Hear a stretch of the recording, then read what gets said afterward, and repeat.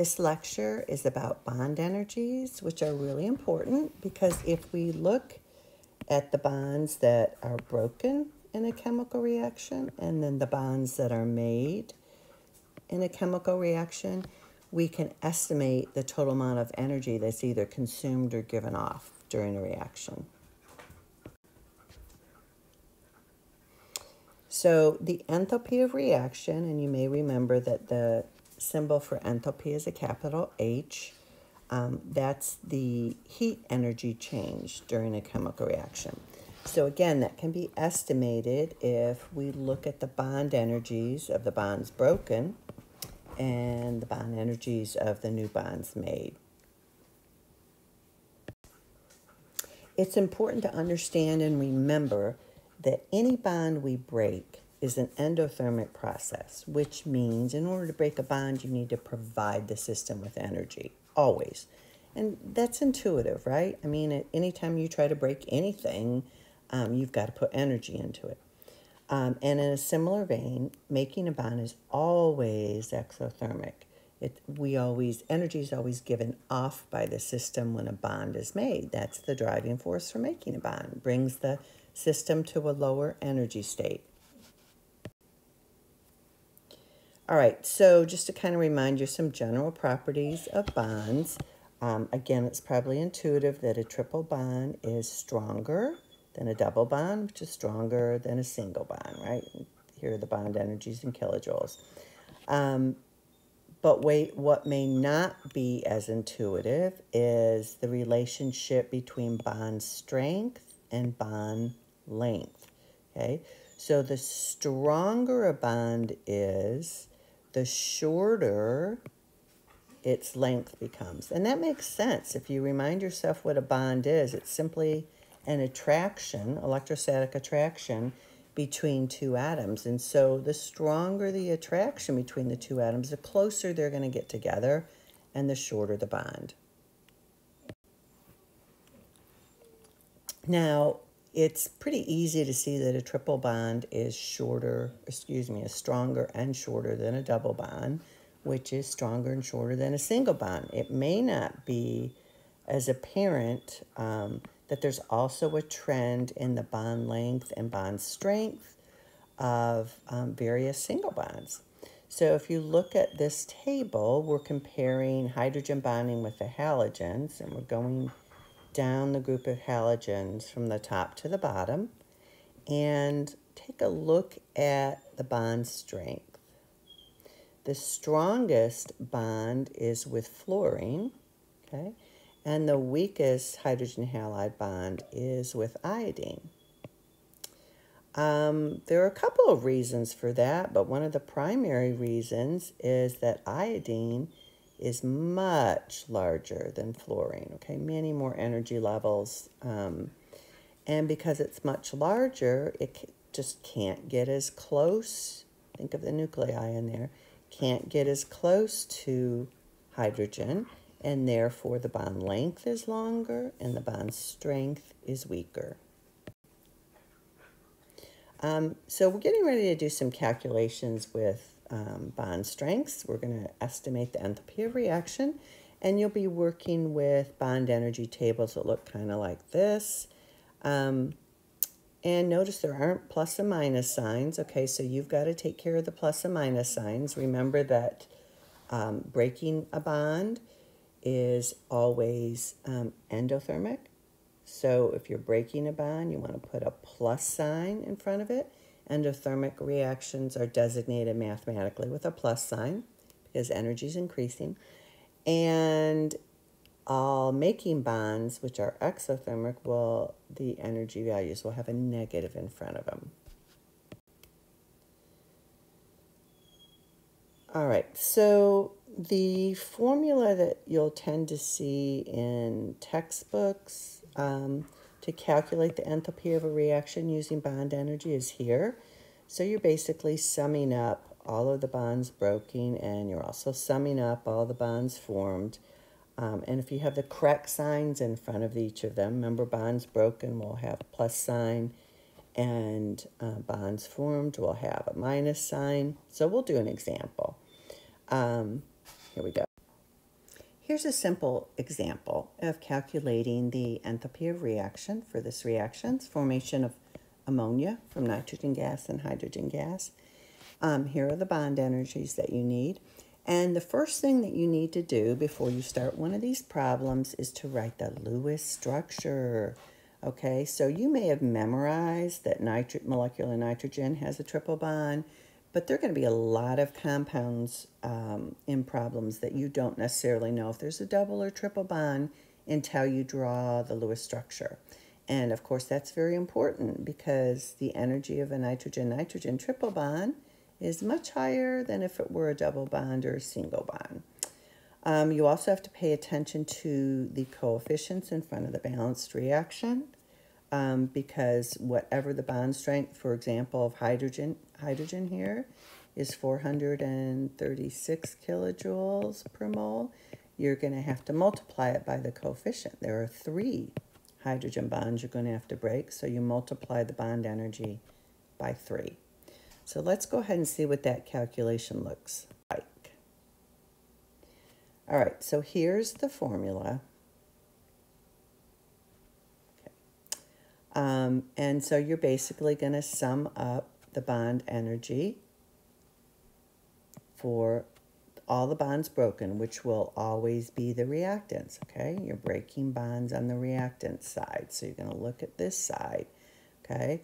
So bond energy for nitrogen-nitrogen triple bond is 946. There's only, if you look at the balanced equation, there's only one of those, okay? Notice that moles is going to cancel, so the units that we get are really just kilojoules. I made a mistake there.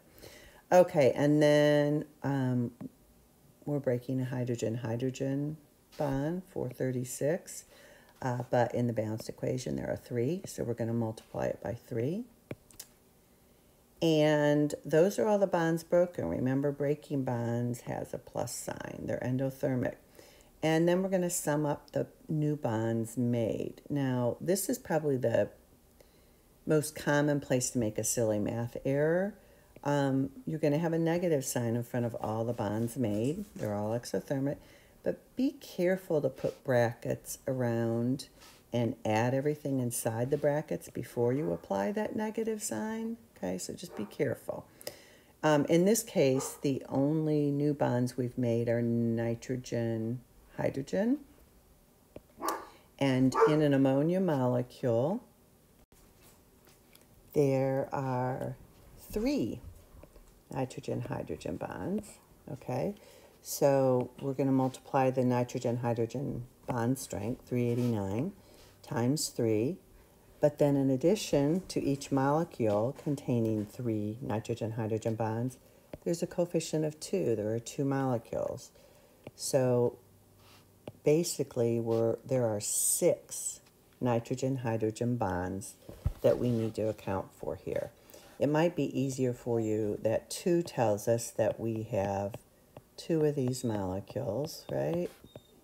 And then to count the total bonds, 1, 2, 3, 4, 5, 6.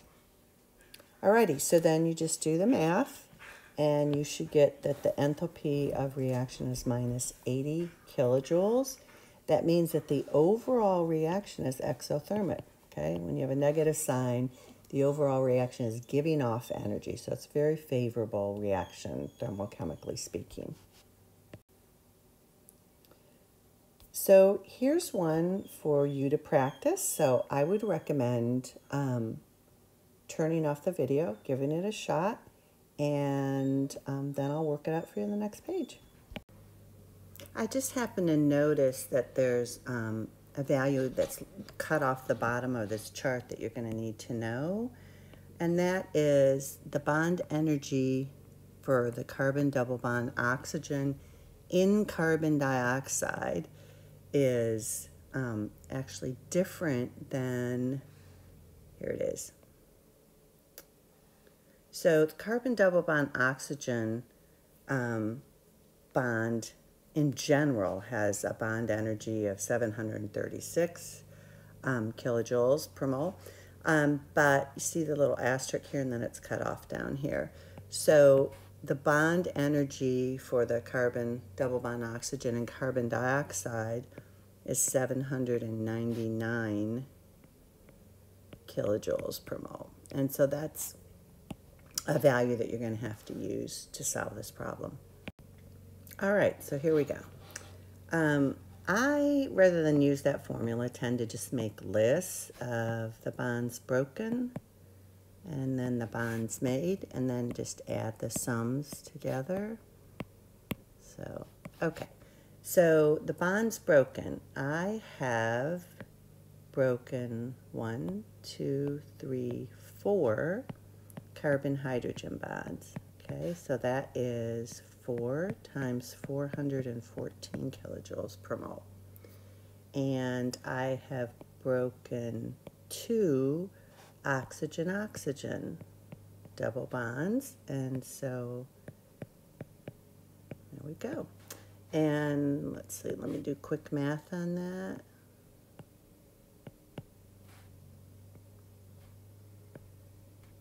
Okay, hopefully my math is correct. All right, so to break the bonds, we have to put in this much energy in kilojoules. And so let's do the same for the bonds made.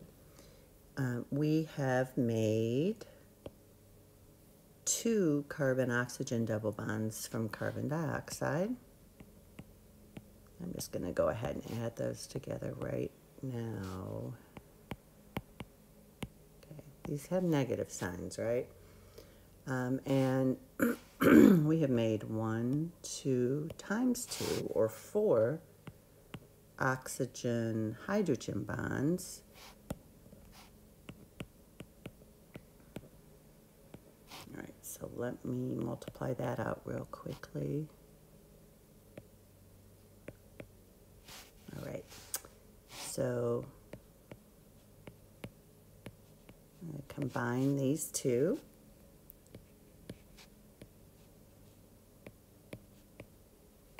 All right, so now we have the sums of the energy required to break bonds and the energy that's released when bonds are made, and let's go ahead and combine those.